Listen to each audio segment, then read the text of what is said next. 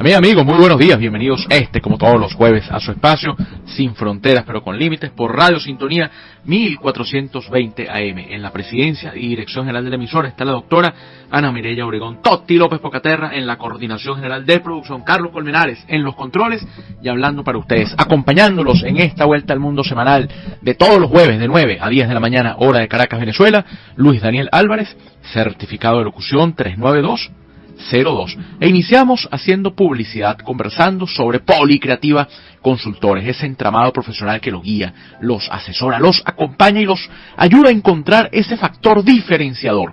¿Por qué su propuesta no termina calando? Su idea no convence a una asamblea, por más que usted la haya preparado, haya sido meticuloso en la articulación de las palabras. ¿Por qué ese producto que usted tiene, que prepara con tanto cariño, con tanta dedicación, con tanta pulcritud y tanto cuidado, no termina siendo aceptado por el mercado? Porque le falta algo, le falta o construir una estrategia comunicacional, o le falta de alguna manera diseñar un plan de mercadeo, o le falta convencer y demostrar cuál es ese factor diferenciador que hace a su producto un elemento único. Y en eso, Policreativa Consultores, con su grupo multidisciplinario de profesionales, de analistas, de personas que hacen seguimiento, los ayudan. Visiten nuestra página web y síganos a través de las redes sociales Policreativa Consultores, formándolos, asesorándolos, acompañándolos y llevándolos a encontrar ese elemento que los hará transformar una idea o una propuesta interesante en un insumo que cambie positivamente no solo a su entorno, sino su propia vida. Policreativa Consultores. Bueno, vamos a empezar hoy bastantes temas que vamos a desarrollar en el tintero, vamos a tener en el temario. Yo diría que podríamos empezar por la realidad de Costa Rica. Ya habíamos adelantado algo, incluso los invito a leer mi artículo, el artículo que nos publica El Cooperante esta semana. Es un artículo que tiene que ver con el tema del nuevo gobierno en Costa Rica. ¿Qué ocurre? La presidenta, ¿quién manda? Es un artículo que uno puede tener con cierta estructura, con cierto nivel, para tratar de comprender la triste descomposición de un país, la forma en que un estado modelo como Costa Rica, muy distinto al resto del vecindario, mientras en la región pululaban dictaduras militares, regímenes autocráticos, personalistas, Costa Rica era un oasis de libertad, era un lugar de tranquilidad, una cuna de paz, como digo yo en el artículo. El artículo lo titulamos El chavismo se apodera de Costa Rica. Y usted dirá, bueno, ¿cómo que el chavismo se apodera de Costa Rica? Sí, porque Laura Fernández, la presidenta del país, iba a decir la presidenta electa, no, ya es presidenta en ejercicio, no es más que la pieza fundamental de un engranaje que tiene por detrás a Rodrigo Chávez. Por ahí vimos incluso a un video de esos tradicionales ping-pong que se hacen entre las personas, que ponen a ver, por ejemplo, a quién le gusta más, dos personas, a quién le gusta más el café y se señalan entre uno y otro, a quién le gusta levantarse más temprano y señalan. Bueno, ahí decían prácticamente quién es el que manda y los dos señalaban. Él se señalaba a sí mismo y la señora Fernández lo señalaba. Y quién es el que da las instrucciones y a quién es el que hay que seguir. O sea, triste papel el que ha empezado a hacer la señora Fernández, que no tiene todavía una semana de haber asumido el cargo, y lo que evidencia es que ella está puesta allí para llevar adelante lo que el señor Rodrigo Chávez, que además es ministro, ya lo habíamos adelantado la semana pasada, ya se ha oficializado ese nombramiento, incluso de manera altanera y con una personalidad, uno podría decir incluso repulsiva en el trato a los demás, que la personalidad que caracteriza al señor Rodrigo Chávez. Bueno, le dijo a los periodistas, pues tendrán que acostumbrarse a verme, y se rió mientras se subía a la camioneta que lo trasladaría a otro lugar.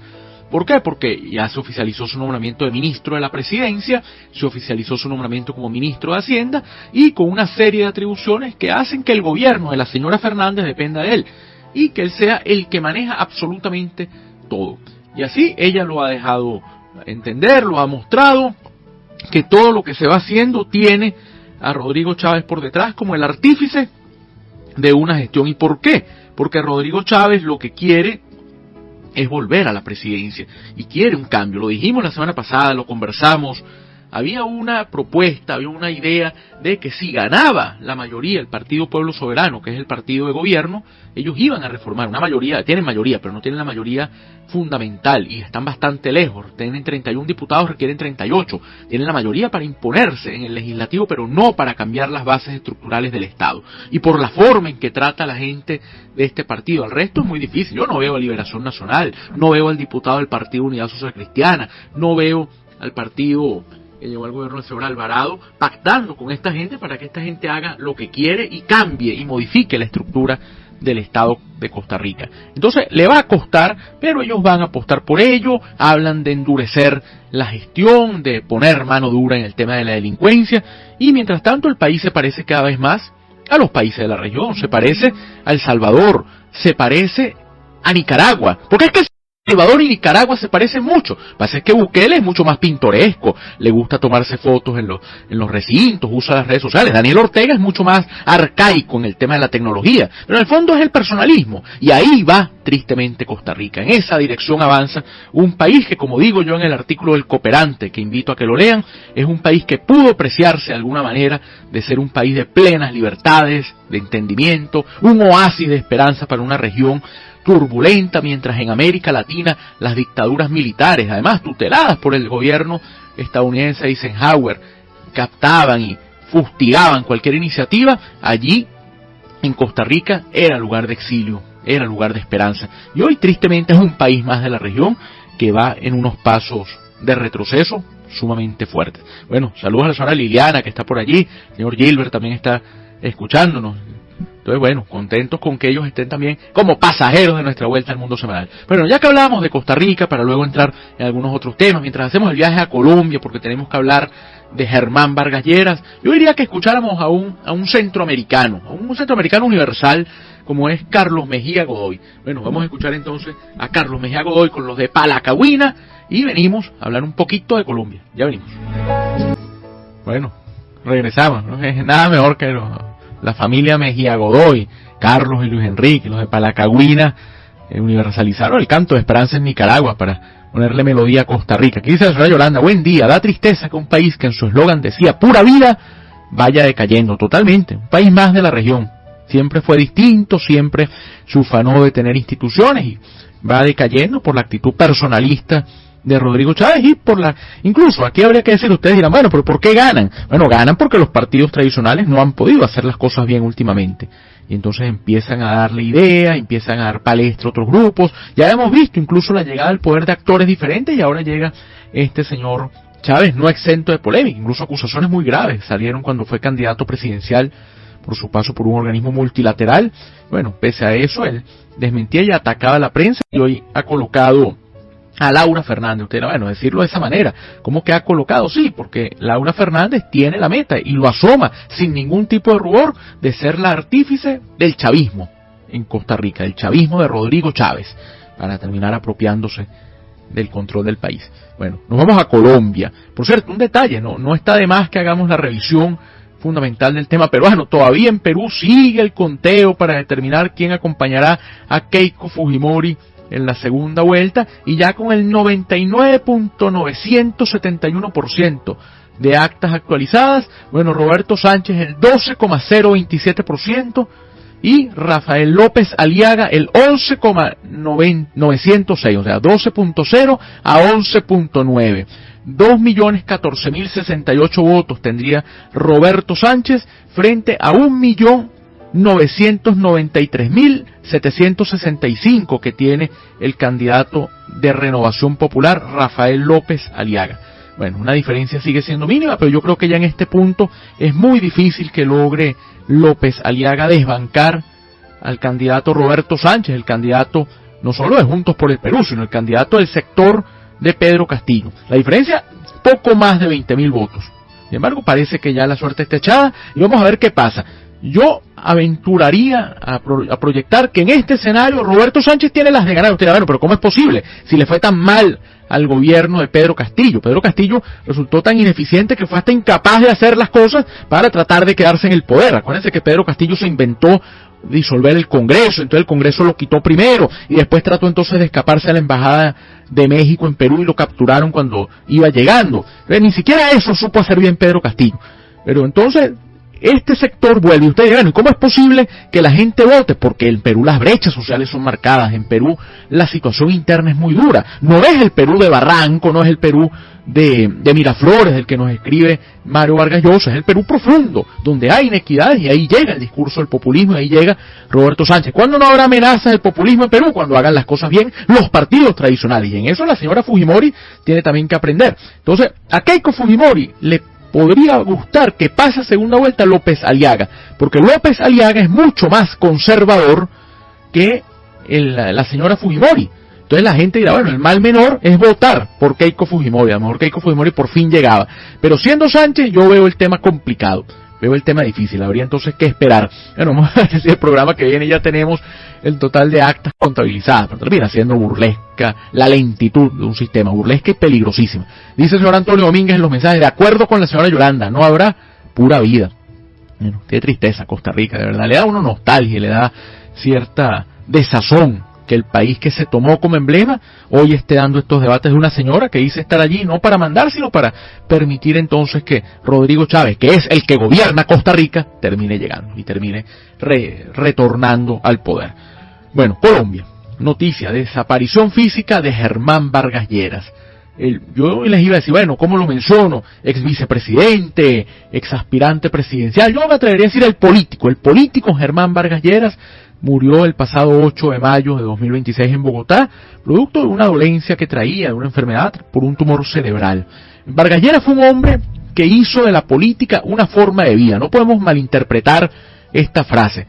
No fue que vivió de la política, que pudo a lo mejor haberlo hecho, sino vivió en la política. Un personaje que ocupó las más altas dignidades de su país y le faltó una por la que luchó, con la que soñó, para la que se preparó y que le terminó siendo esquiva, la presidencia de Colombia. Pero Vargas Lleras fue concejal, fue además senador, fue presidente del Senado de Colombia, fue ministro de Interior y Justicia, fue ministro de Vivienda, con una política de entrega de viviendas subsidiadas que sigue siendo un proceso para estudiar, porque dicen que sí fue un gran acierto, y posteriormente terminó siendo vicepresidente de Colombia durante la segunda gestión de Juan Manuel Santos.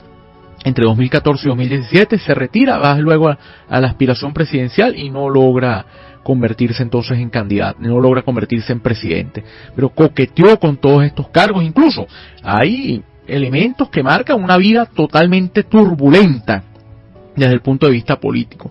¿En qué sentido? Un hombre, por cierto, que viene, en su primer ejercicio fue en Boyacá, en el departamento de Cundinamarca, como concejal en 1981, de la mano del nuevo liberalismo del doctor Luis Carlos Galán. De hecho, la familia Galán se expresa recordando los inicios políticos de Germán Vargas Lleras. Germán Vargas Lleras después tuvo paso por otros partidos, ese nuevo liberalismo, el Partido Liberal, y después Cambio Radical, que fue el partido que creó, con el que tuvo incluso algunos encontronazos internos, pero el partido finalmente que lo tuvo hasta el final de sus días, el Partido Cambio Radical, y donde incluso coqueteó hace algunas semanas con la posibilidad de ser candidato presidencial. El tema de Vargas Lleras también lleva a recordar lo que ocurrió, el tema con la FARC, el proceso de paz, un debate fuerte que tuvo Vargas Lleras en el marco de si las FARC estaban verdaderamente comprometidas en un acuerdo de paz, y bueno, ahí se empezaron a generar unas posturas, una fuerza considerable. Llevó Vargas Lleras a apoyar la candidatura de Álvaro Uribe, no quiso respaldar al Partido Liberal que candidateaba en ese momento Horacio Serpa, el emblemático político colombiano, una gran figura de la socialdemocracia. Bueno, de esa forma Vargas Lleras fue endureciendo su discurso y terminó siendo un hombre de una propuesta bastante dura. Ustedes lo recordarán por aquel episodio que salía aquí, dice Héctor Jiménez, hola, realmente la política es complicada y bastante. Ustedes recordarán un episodio que se lo preguntaba y lo persiguió por todo el tiempo a Germán Vargas Lleras, que fue un coscorronazo que le dio a un efectivo de seguridad, a un escolta que tenía. Ahí se vio muy mal, después incluso la reacción de Vargas Lleras. Vargas Lleras es un hombre explosivo, con un trato muy distante en algunos círculos. Quienes lograron entrar a su esfera particular dicen que era un hombre con quien se podía hablar, que era un personaje más bien de una franqueza rotunda. Pero en todo caso, este escolta al escolta le dio un coscorronazo, le dio un golpe en la cabeza, y después llegó a decir, bueno, me piden que me disculpe con él, me disculpo con usted, pero usted fue culpable, y por ahí se fue, y creo que terminó quedando mal. Le preguntaron recientemente en una en una entrevista por qué el coscorrazo. Mire, en realidad fue un error que cometí, no hice las cosas bien, sin embargo, yo estaba cansado porque el equipo de seguridad, ministro de Vivienda, con una política de entrega de viviendas subsidiadas que sigue siendo un proceso para estudiar, porque dicen que sí fue un gran acierto, y posteriormente terminó siendo vicepresidente de Colombia durante la segunda gestión de Juan Manuel Santos. Entre 2014 y 2017 se retira, va luego a la aspiración presidencial y no logra convertirse entonces en candidato, no logra convertirse en presidente, pero coqueteó con todos estos cargos. Incluso hay elementos que marcan una vida totalmente turbulenta desde el punto de vista político. ¿En qué sentido? Un hombre, por cierto, que viene en su primer ejercicio fue en Boyacá, en el departamento de Cundinamarca, como concejal en 1981, de la mano del nuevo liberalismo del doctor Luis Carlos Galán. De hecho, la familia Galán se expresa recordando los inicios políticos de Germán Vargas Lleras. Germán Vargas Lleras después tuvo paso por otros partidos, ese nuevo liberalismo, el Partido Liberal, y después Cambio Radical, que fue el partido que creó, con el que tuvo incluso algunos encontronazos internos, pero el partido finalmente que lo tuvo hasta el final de sus días, el Partido Cambio Radical, y donde incluso coqueteó hace algunas semanas con la posibilidad de ser candidato presidencial. El tema de Vargas Lleras también lleva a recordar lo que ocurrió, el tema con la FARC, el proceso de paz, un debate fuerte que tuvo Vargas Lleras en el marco de si las FARC estaban verdaderamente comprometidas en un acuerdo de paz, y bueno, ahí se empezaron a generar unas posturas, una fuerza considerable. Llevó Vargas Lleras a apoyar la candidatura de Álvaro Uribe, no quiso respaldar al Partido Liberal que candidateaba en ese momento Horacio Serpa, el emblemático político colombiano, una gran figura de la socialdemocracia. Y bueno, de esa forma Vargas Lleras fue endureciendo su discurso y terminó siendo un hombre de una propuesta bastante dura. Ustedes lo recordarán por aquel episodio que salía aquí, dice Héctor Jiménez: hola, realmente la política es complicada y bastante. Ustedes recordarán un episodio que se lo preguntaba y lo persiguió por todo el tiempo a Germán Vargas Lleras, que fue un coscorronazo que le dio a un efectivo de seguridad, a un escolta que tenía. Ahí se vio muy mal, después incluso la reacción de Vargas Lleras. Vargas Lleras es un hombre explosivo, con un trato muy distante en algunos círculos. Quienes lograron entrar a su esfera particular dicen que era un hombre con quien se podía hablar, que era un personaje más bien de una franqueza rotunda. Pero en todo caso, este escolta al escolta le dio un coscorronazo, le dio un golpe en la cabeza, y después llegó a decir: bueno, me piden que me disculpe con él, me disculpo con usted, pero usted fue culpable, y por ahí se fue, y creo que terminó quedando mal. Le preguntaron recientemente en una entrevista por qué el coscorronazo. Mire, en realidad fue un error que cometí, no hice las cosas bien, sin embargo, yo estaba cansado porque el equipo de seguridad que me había adjudicado el gobierno colombiano era un equipo de seguridad que no respetaba de ninguna forma las estructuras, que no quería hacer caso a lo que yo le planteaba, que no quería acompañarme en mis propuestas. Entonces ellos iban a la libre y yo estaba disgustado, y resulta que el escolta tropezó a una señora de avanzada edad que estaba en la manifestación. Yo me puse muy bravo y lo golpeé. Esa es la historia que cuenta Germán Vargas Lleras de ese episodio, que sigue marcando y que quedó convertido en un meme de la política y que hizo un gran daño. Decían: bueno, si así trata al personal de seguridad, imagínense cómo tratará a los colombianos si llega presidente.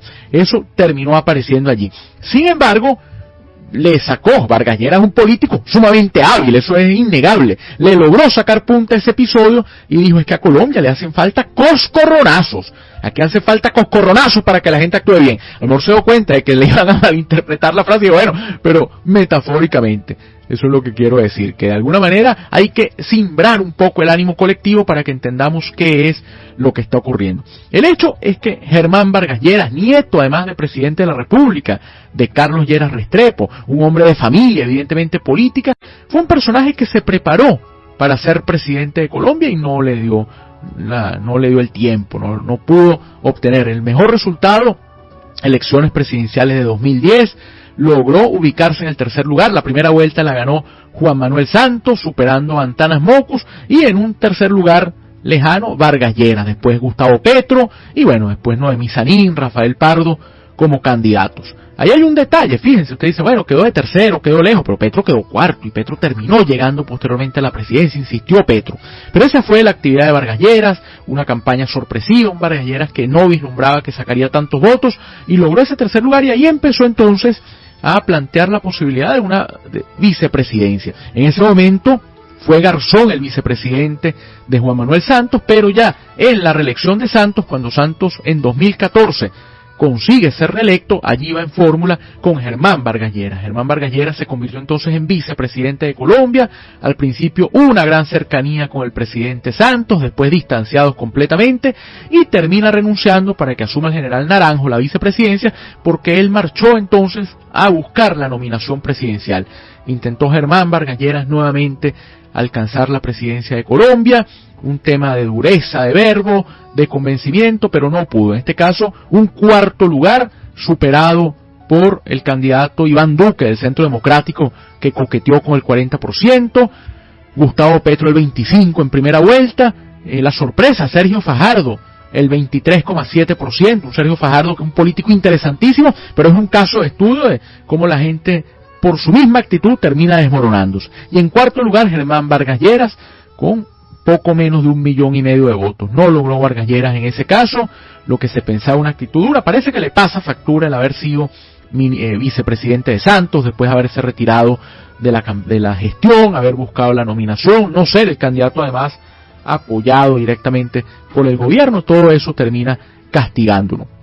Bueno, en las siguientes elecciones no se presentó el candidato Vargas Lleras, no buscó la nominación, su partido de hecho participó en una de las internas para elegir candidato, donde aparecían varios líderes regionales, y bueno, viene esta elección 2026, donde algunos dijeron, ha llegado el momento, se necesita para remediar lo que está ocurriendo en Colombia, se necesita una mano fuerte, se necesita un político que conozca y que tenga entendimiento, además prolifera una cantidad de candidaturas que yo diría que aquí no se busca el que más resalte, sino el que menos opaco sea. Bueno, no es lo mismo, no, en este caso no es igual. Y bueno, se pensó en algunos círculos que podía ser Germán Vargas Lleras la figura que marcase una gran diferencia. Sin embargo, bueno, no le alcanzó la vida a Germán Vargas Lleras y terminó muriendo, y a los allegados a él diciendo que se perdió Colombia la oportunidad de tener un gran presidente. Nunca lo sabremos, no veremos qué habrá ocurrido. Aquí nos dice Héctor Jiménez: Luis Daniel, ¿qué opinas del caso del Esequibo de Venezuela? ¿Cómo te parecen los argumentos históricos? Bueno, vamos a conversar un poquito al regresar, Héctor, de ese tema. Y Adonai nos dice: veremos qué pasará en Colombia en el futuro. Yo creo, Adonai, que el panorama no es bueno. Pareciera, las encuestas van dando que ganará las elecciones Iván Cepeda. Iván Cepeda es un hombre, yo tomaré la licencia de etiquetar aquí, porque yo les he dicho que no me gusta hablar de izquierdas y de derechas. Reivindico mucho al pensamiento de Anthony Giddens, que dice, mira, de izquierda y derecha es como se sentaron defensores y detractores del rey de Francia en la revolución. Eso está totalmente superado y el dilema es otro, pero tomo la licencia y califico a Iván Cepeda de un hombre de izquierda, pero un hombre de izquierda formado en la izquierda, hijo de un célebre dirigente del Partido Comunista, secretario general de Satolda, asesinado, además un parlamentario asesinado en la época dura del narcotráfico, que fue Manuel Cepeda Vargas. Manuel Cepeda Vargas es el padre de Iván Cepeda, y eso provoca que Iván Cepeda, la muerte del papá, el asesinato del papá, tenga que trasladarse a estudiar al exterior, se formó fuera, pero es un hombre con una posición muy dura a nivel político, pero con una formación política también que hay que resaltar. Frente a él, este personaje pintoresco, este señor que uno no sabe cuándo habla o cuándo es un personaje o cuándo quiere exagerar, que es el señor de la Espriella, el abogado de la Espriella, que además sale ahora y con una actitud, él se hace llamar el tigre, porque como Milei es el león, él es el tigre, y entonces las posiciones y dando cátedra fundamentalmente, pero pareciera que esa candidatura se desinfla, además no tiene fuerza parlamentaria. Y la candidatura de Paloma Valencia, que enfrenta problemas internos, el barco hace aguas porque viene producto de una gran consulta, de un gran acuerdo nacional, de unas primarias interesantes, pero ya empieza a generar ruido con su candidato a vicepresidente, el señor Oviedo, que viene de ser candidato a la alcaldía de Bogotá y concejal de Bogotá, al haber sido el primero de los derrotados en ese marco del estatuto de oposición y del acuerdo de paz. Entonces, Oviedo, que es un hombre que tiene, por ejemplo, posturas muy firmes en el sentido de que deben legalizarse o debe darse amplitud a las adopciones, al tema de uniones del mismo género o uniones del mismo sexo. Eso parece que no le gusta a Paloma Valencia, que ha tenido que adaptar un poco el discurso, moderar un poco sus posturas, pero no a sectores dentro del grupo del Centro Democrático que empiezan de un lado a otro a decir que no les gusta la actitud que tiene. Entonces, que tiene el compañero de fórmula. Les ha llegado Paloma Valencia cuando ella asomó en un discurso que Álvaro Uribe iba a ser su ministro de Defensa, no le gustó eso a Oviedo no le gusta porque pierde peso. La gente estaba con Oviedo y dice, bueno, estábamos con usted porque usted es una voz distinta, pero usted sale a retratarse con Álvaro Uribe y con los políticos tradicionales, no nos gusta. Independientemente a la gente le guste o no le guste Uribe, y lo que haya hecho bien o no haya hecho bien el expresidente, ese no es el debate en este instante. Pero el hecho es que la postura hacia Oviedo cambia en algunos círculos que dicen, no, se está retratando con Uribe. Entonces, él dijo que no le gustaba el nombramiento de Álvaro Uribe y resulta entonces que Paloma Valencia dijo, se tienen que acostumbrar a que los ministros los nombraré yo, porque yo voy a ser la presidenta de Colombia. Eso cayó mal, tuvo que salir Uribe, que también es un político muy hábil, digo también porque hablábamos de Vargas Lleras. Bueno, y Uribe salió a argumentar, mire, pero a mí me gustaría Juan Daniel como un viceministro, un hombre en quien yo delegaría, pero yo prefiero más bien estar tras bastidores. Hábil Uribe a tratar de calmar. Entonces, en este plano, en este escenario donde además hábilmente Cepeda ha ido sumando gente, Clara López, ha ido acercando, no Claudia, Clara López, la senadora, ha ido acercando gente como Murillo, el ex canciller. Creo que podría Cepeda, y esto habría que empezar a analizarlo, ganar las elecciones sin que eso signifique una catástrofe para el nivel político colombiano. Entonces, bueno, creo que eso podría estar allí. Bueno, hemos hablado de Costa Rica, tocamos el tema peruano que se asomó por ahí en la palestra, también hablamos un poquito de Colombia, y bueno, podríamos entonces hacer algo, identificar la emisora, calmar un poco, abrocharnos los cinturones y seguir en este paneo, y bueno, después venir con temas también fuertes. Vamos a hablar de la gira del presidente Trump por Asia, por China concretamente, vamos a hablar de Uganda, vamos a hablar de India, vamos a hablar de Israel y responder la pregunta que nos ha hecho Héctor Jiménez sobre el tema del Esequibo. Ya regresamos aquí a Sin Fronteras pero con Límites por Radio Sintonía 1420 AM. Bueno amigos, regresamos y hacemos publicidad. Recordamos que estamos llegando a ustedes por cortesía del equipo de Policreativa Consultores que los forma, los guía, los acompaña. Hemos hablado de las asesorías pormenorizadas, pero también los cursos, las formaciones, el acompañamiento, todo eso tiene Policreativa Consultores para ustedes.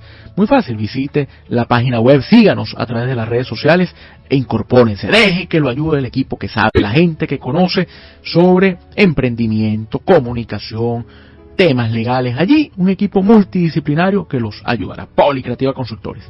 Bueno, vamos a continuar. Saludos a las señoras Alicia, Patricia, Rosaura que nos están escuchando. Bueno, para ellas un gran abrazo aquí desde esta vuelta al mundo semanal.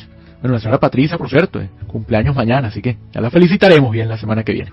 Bueno, vamos entonces a proseguir. Aquí llegan mensajes. El señor Antonio Domínguez nos dice, la soberbia de algunos candidatos quita votos.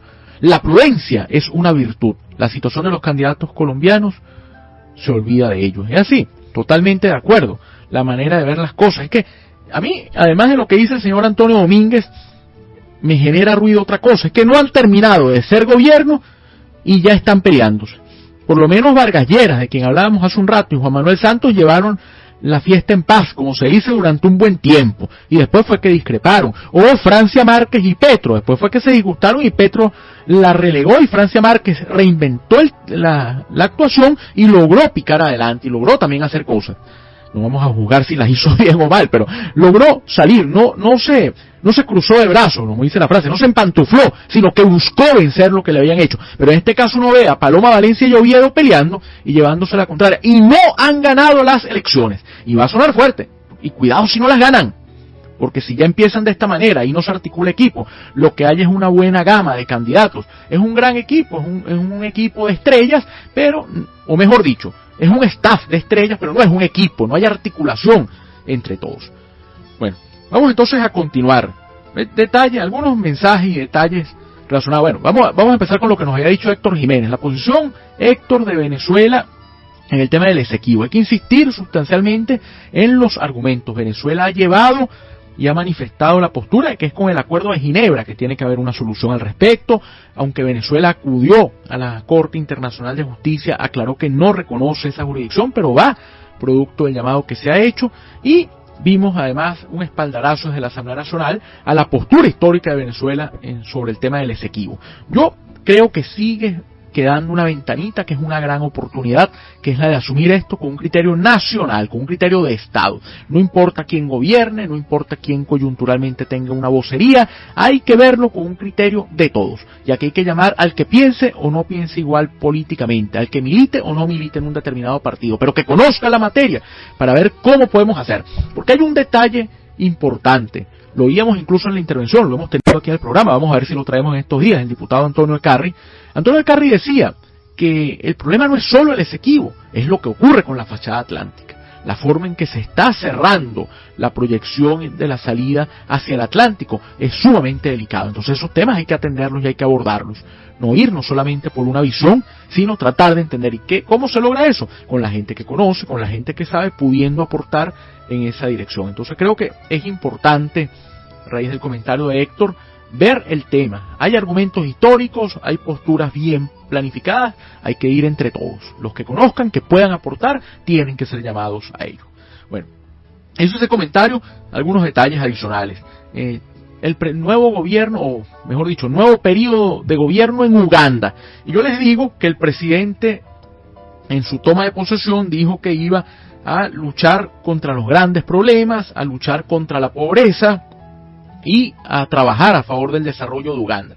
Y bueno, pero ¿qué tiene eso de particular? ¿Qué lo dijo el señor Museveni? El señor Museveni asumió por 7ª vez la presidencia de Uganda. A sus 81 años ratifica entonces su poder, fue reelecto en unas elecciones muy polémicas el pasado mes de enero y ahora le toca entonces asumir el mando. Pero uno dice, bueno, pero la noticia no es que asumió Museveni el gobierno, porque pareciera que eso es típico de los regímenes de actitud bananera, que no hay más candidatos. Pregunten en Camerún, pregunten en Guinea Ecuatorial. Pero en este caso, lo absurdo es el discurso de Museveni, que él va a trabajar contra la pobreza. Pero ¿cuál pobreza, señor, si usted tiene más de 40 años en el poder? Usted llegó al poder en el año 1986. Entonces, si hay pobreza es porque usted no ha acabado la pobreza.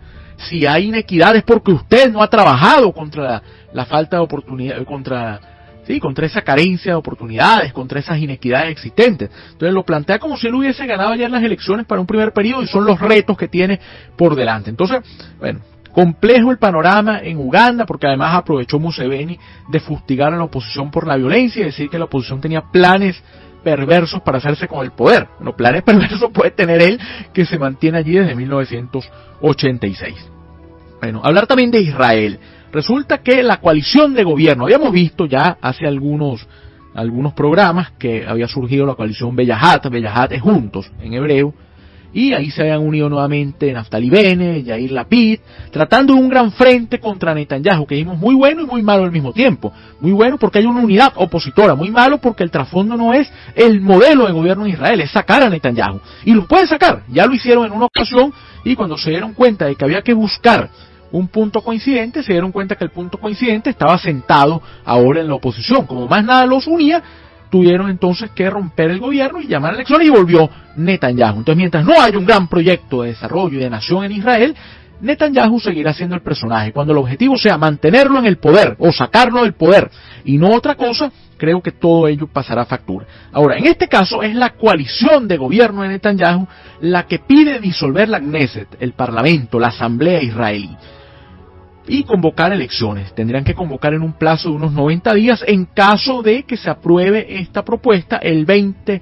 de mayo. Lo más probable es que se apruebe, porque los líderes de los 6 partidos que forman parte de la coalición estarían de acuerdo con llamar a unas elecciones adelantadas. ¿Por qué elecciones adelantadas? Porque el gran problema tiene que ver con la postura del gobierno y la actitud de los partidos ultraortodoxos respecto al servicio militar. Ellos dicen que otra vez el tema, que hay quienes no tienen por qué hacer servicio militar porque están en las escuelas de la Torá, que tienen derecho a orar. Entonces el resto de ciudadanos dicen, bueno, pero ¿por qué los demás sí tienen que ir a un frente de batalla en el Líbano, o tienen que ir a la frontera en Gaza, o tienen que ir a la frontera en Egipto, mientras que hay otros señores que están leyendo la palabra? Bueno, porque ellos van a trascender y van a ayudar a que toda la humanidad se salve. Entonces en ese debate se han quedado, y finalmente le han dicho los partidos ortodoxos que ellos rompen la coalición, no van a seguir acompañando al gobierno. Eso deja en un estado entonces de disminución al gobierno de Netanyahu. Entonces se la juega Netanyahu. Aquí hay un mensaje por debajo,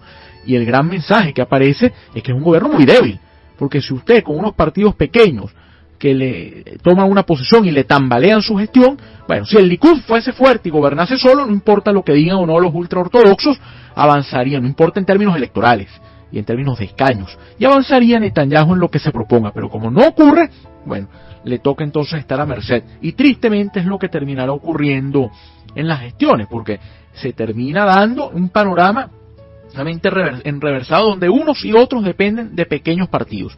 Hoy la pelea es la lista árabe, una de las listas árabes, el partido RAM, por ejemplo, que ha sido parte con pocos diputados, tiene a veces el mínimo, pero es fundamental para 61 escaños que se requieren para la mayoría y para poder avanzar. Pero cuando usted depende de contados parlamentarios o de grupos muy pequeños para poder apostar por una gobernabilidad, no tiene esa estabilidad que requiere y queda entonces a merced de las apetencias, de los intereses, de las posturas que cada quien pueda llevar. Así que bueno, eso creo que va a marcar, va a darnos una reflexión y cualquier cosa puede ocurrir. No vas a decir si podría o no ganar Netanyahu. Es que el Likud tendría mayor posibilidad.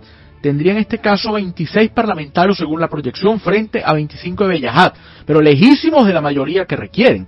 Entonces no tendrían posibilidad de estar y de hacer gobierno otra vez solo. Entonces la historia volverá a repetirse. Veíamos hace un rato, qué tristeza con Costa Rica, qué tristeza también con Israel, país que se movió en el desarrollo, que logró vencer resquemores, que logró avanzar en una gran estabilidad y ser la democracia más sólida de la región. Hoy es otro de los países de la zona, por supuesto diferente, a lo mejor a Yemen, diferente al mismo Líbano, pero no dista mucho a nivel de institucionalidad. Pero bueno, claro que hay diferencias, las hay porque hay una estructura histórica, pero el comportamiento de Netanyahu es un comportamiento personalista. Entonces, ¿qué ganas de buscarse problemas en los países cuando no los tienen? Bueno, queda allí.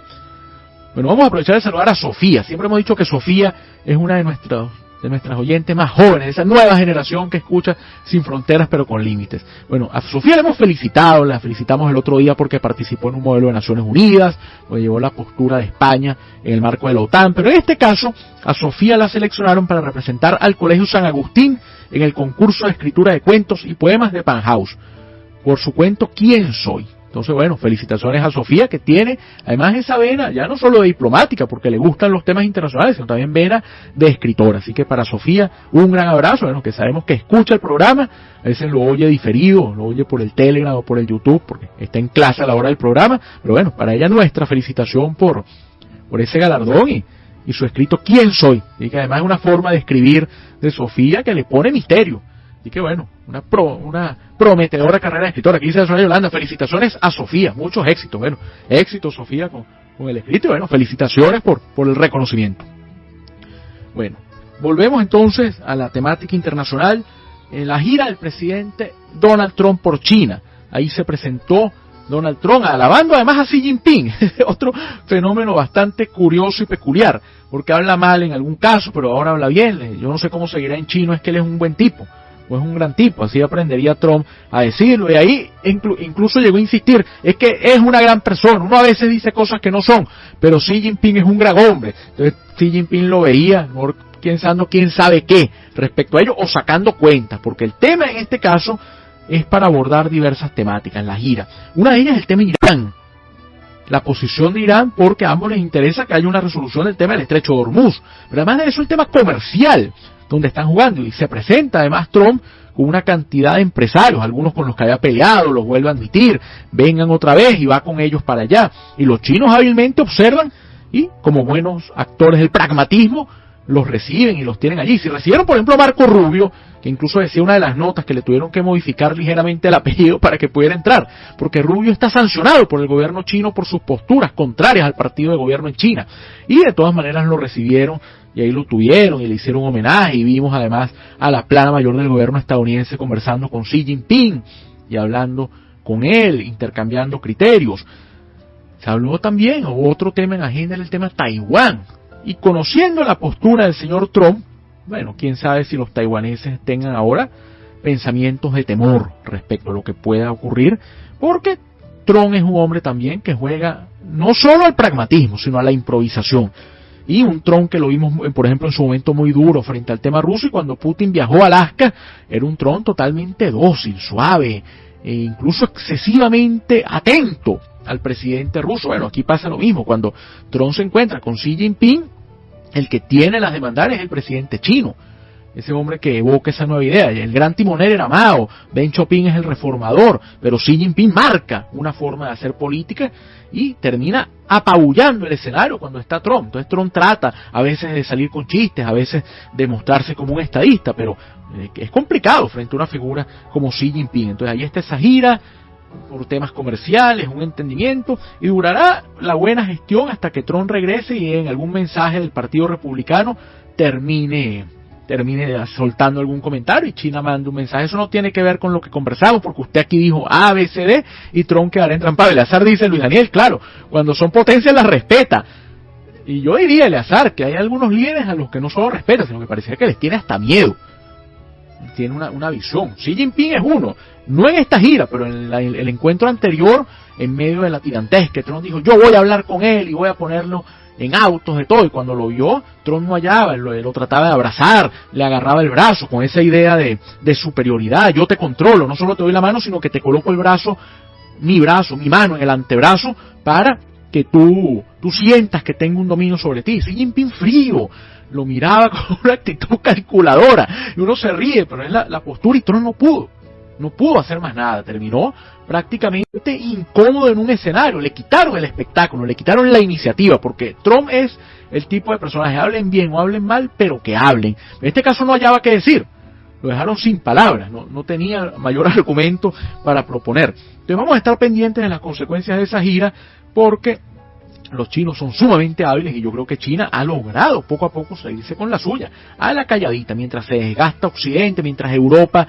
se desmorona tristemente, una Unión Europea que empieza a mostrar contradicciones, mientras Estados Unidos es un polvorín interno que quiere, como el ratón del laboratorio, controlar el mundo, e incidir en él, pero internamente es un país totalmente desmoronado, con problemas de inmigrantes, con problemas de trabajo, con problemas de inequidades, con temores bastante acentuados. Creo que hablando de China, la famosa frase de Mao Zedong, aquella idea de que el imperialismo yanqui, refiriéndose a los Estados Unidos, no era más que un tigre de papel. Entonces, yo creo que eso es lo que ocurre. Estados Unidos muestra, es como la expresión del perro que ladra, enseña los dientes, se pone en actitud de combate, pero no ataca. Pero eso pareciera que es lo que se está observando, ¿no? En ese punto. E internamente es un país sumamente débil y enreversado. Entonces, frente a eso, China sigue tendiendo puentes, China sigue creciendo, sigue abriendo los brazos a América Latina, para que América Latina vaya a China y los chinos tengan oportunidad de invertir. Ni siquiera a la inversa, de que América Latina invierta en China, no, eso es después. Primero es la presencia china, que ya existe, pero quieren incrementarla. Y bueno, vámonos a cerrar con el caso de las elecciones en India. Nos quedamos allá en Asia y nos vamos a India. Unas elecciones regionales. Elecciones regionales, vamos a hablar de elecciones regionales en India, sí. Concretamente en 5 regiones donde hubo elecciones, pero son importantes porque eran la medición del partido del señor Modi para ver hasta dónde había o no posibilidades de ese grupo de crecer, después de que no le había ido del todo bien en las elecciones parlamentarias, donde si bien había ganado, quedó dependiendo de algunos otros actores, y la gente decía que se empezaba a resquebrajar ese discurso nacionalista y religioso que tiene Modi. Bueno, resulta que le fue muy bien en estas elecciones, sobre todo en Bengala Occidental. En Bengala Occidental, el partido de Modi logró vencer a Mamata Banerjee. Mamata Banerjee es la llamada dama de hierro de Bengala Occidental, una persona importante. Miren un detallito. Ustedes dirán, bueno, ¿por qué elecciones regionales? Estas elecciones tenían elecciones en 5 regiones, un padrón electoral de 190 millones de electores. Imagínense la magnitud. Entonces se votaba en Bengala Occidental, en Assam, en Pondicherry, en Tamil Nadu y en Kerala. Ahí había. El BJP triunfó entonces en Bengala Occidental, logró ganar allí el partido de Narendra Modi. En Tamil Nadu hay un caso importante porque el partido Tamilaga Vetri Kazhagan obtuvo 108 escaños de 234 y el BJP obtuvo uno solo. Bueno, porque fue pésimo al partido de Modi, claro, pero es que ahí el partido de Modi iba aliado con una fuerza local, el Dravida Muneta Kazhagam, que obtuvo 59, la India Ana Dravida Muneta Kazhagam, este era el aliado del BJP, obtuvo 47. Pero estos dos partidos son de origen religioso marcado, y uno 59, el otro 47. El que gana, el Tamilaga Vetri Kazhagam, obtuvo la mayoría, llevando a un actor, a Joseph Vijay, un actor cristiano, por cierto, como gran figura, como factor primordial. Ese partido sacó el 35% de los votos, que son 16 millones de sufragios, para que se hagan una idea. Entonces logró vencer primero al Dravida Muneta Kazhagam y después al aliado del BJP, el Al India Ana Dravida Muneta Kazhagam. Los nombres se las traen allí. En Kerala, el Congreso Nacional Indio logró ganar. Allí pierde el Partido Comunista de India, un partido fuerte en esa región, y el BJP obtuvo un escaño. entonces no le termina también yendo el bien acá. Pero usted dirá, bueno, entonces ¿por qué decir que no le fue mal? Porque logró ganar, venga, al Occidental, y logró tener presencia fuerte allí, que era un bastión de la oposición a su gestión, demostró que él puede llegar y que logra también ir avanzando. Ahora, el sur le sigue siendo esquivo al discurso del BJP. Bueno, esos temas relacionados con India. Hacemos publicidad y recordamos que llegamos a ustedes por cortesía del equipo de Policreativa Consultores, ese entramado que los forma, los guía, los asesora y los acompaña en conseguir sus metas. Policreativa Consultores. Bueno, nosotros nos vamos recordando que en la presidencia y dirección general de la emisora está la doctora Ana Mireya Obregón, Toti López Pocaterra en la coordinación general de producción, Carlos Colmenares en los controles y quien habló para ustedes, quien tiene el inmenso orgullo, el enorme gusto de acompañarlos en la vuelta al mundo semanal de todos los jueves de 9 a 10 de la mañana, hora de Caracas, Venezuela. Luis Daniel Álvarez, certificado de locución 39202. Y bueno, ya que estábamos hablando de India, para despedirnos por el programa de hoy, creo que nada mejor que un personaje universal que nació en India cuando era parte del Imperio Británico, Engelbert Humperdinck. Y bueno, el último vals, The Last Vals. Bueno, a lo mejor la gente pensaba que el BJP de Modi bailaría el último vals, y resulta que no, que parece que le queda música para rato. Bueno, Dios mediante, hasta el próximo jueves aquí en Sin Fronteras pero con Límites por Radio Sintonía 1420 AM. Recuerden que el programa queda grabado tanto en Telegram como en el canal YouTube @Luis Daniel Álvarez V Radio. @Luis Daniel Álvarez V Radio. Bueno, Angel del Humperdinck, un abrazo. Nos dicen por acá, sí, que lástima que terminó el programa. Bueno, pero lo bueno es que Dios mediante quedan temas para abordar la semana que viene. Un gran abrazo para todos y feliz jueves.